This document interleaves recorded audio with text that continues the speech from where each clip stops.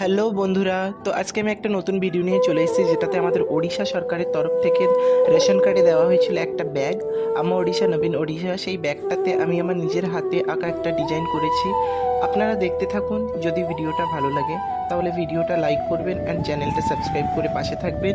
ভিডিওটা দেখার জন্য আপনাদেরকে অনেক অনেক অনেক ধন্যবাদ।